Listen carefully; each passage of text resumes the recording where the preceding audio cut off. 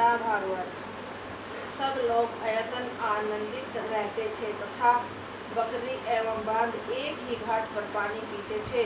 उन्हीं दिनों की बात है कि विदुर जी 1 वर्ष तक तीर्थ यात्रा करने के उपरांत जब यमुना तट पर मैत्रेय ऋषि के आश्रम पर पहुँचे तो ऋषि के द्वारा दुर्योधनादि कौरवों के मारे जाने तथा युधिष्ठिर के राज सिंहासन प्राप्त करने का समाचार सुनकर उन्हें अयतन हुआ।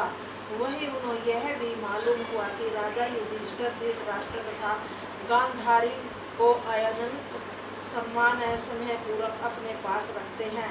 इन सब बातों को सुनकर विदुर जी ने अपने हृदय में बहुत खेद करते हुए यह विचार किया कि देखो कितने आश्चर्य की बात है कि जो इतनी विपत्ति पड़ने पर भी धृतराष्ट्र का मन अभी तक संसारिक मोहमाया से विरक्त नहीं हुआ है। वह युधिष्ठिर के ही पास रहना चाहते हैं। अब यदि मैं उन्हें संसारिक माया मोह से छुटवाने का मार्ग दिखा दूं तो उत्तम रहेगा। ऐसा विचार कर विदुर जी हस्तिनापुर के लिए राजभवन में जा पहुँचे। उन्हें देखकर राजा युधिष्ठिर ने उनका बहुत प्रकार से सम्मान करते हुए हाथ जोड़कर यह प्रार्थना की, हे विदुर जी, आपने हमारे कुल में जन्म लेकर भगवान श्री श्याम सुंदर की कृपा प्राप्त की है। आज अपने दर्शन देकर अपने श्री चरणों की रज से इस घर को पवित्र कर दिया है। आपके हृदय में भगवान कृष्ण का सदैव निवास रहता है। आपने हम 5 भाइयों का पुत्रवंत लालन पालन कर संकट के समय में सहायता पहुंचाई है। जिस समय दुर्योधन ने हम लोगों को लाक्षागृह में जलाकर भस्म कर देना चाहा था, उस समय आपने पहले से ही वहां पर सुरंग खुदवा रखी थी और इस प्रकार हमारे प्राण बचाए थे। आप कौन कौन से तीर्थ से भ्रमण करते हुए यहाँ आ रहे हैं, यह बताने की कृपा करें। यदि आप प्रभास क्षेत्र से में भी गए हो तो हमारे परम हितैषी भगवान श्याम सुंदर का कुछ समाचार भी सुनावे, क्योंकि जब से वे हमें राज्य देकर गए हैं तब से हमने उनका समाचार नहीं पाया है। सूत जी बोले, हे ऋषियों, धर्मराज युधिष्ठिर के ऐसे वचन सुनकर महात्मा विदुर जी ने अन्य तीर्थों का वर्णन किया, परंतु श्री कृष्ण चंद्र जी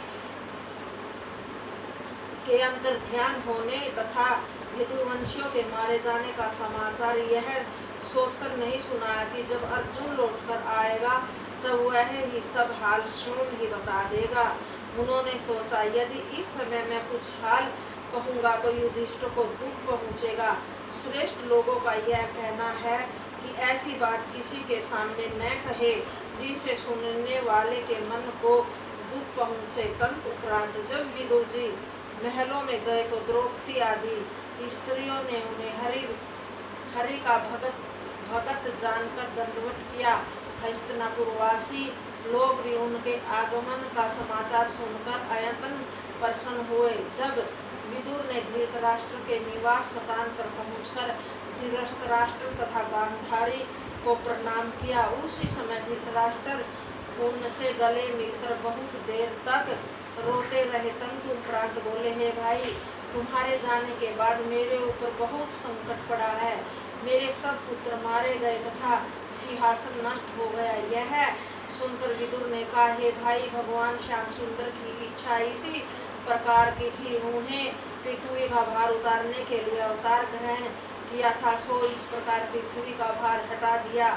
अब तुम यह कहो कि राजा युधिष्ठिर तुम्हारे खाने पीने तथा रहने का प्रबंध एवं स्वागत सत्कार किस प्रकार करते हैं। धृतराष्ट्र बोले, हे विदुर जी, युधिष्ठिर मुझसे अत्यंत स्नेह करते हैं। वे मुझे अपने पिता के समान तथा गांधारी को माता के समान समझते हैं। अर्जुन भी हमारा बहुत आदर करता है। केवल भीमसेन ही हमें जब तक दुर्वचन सुनाता रहता है।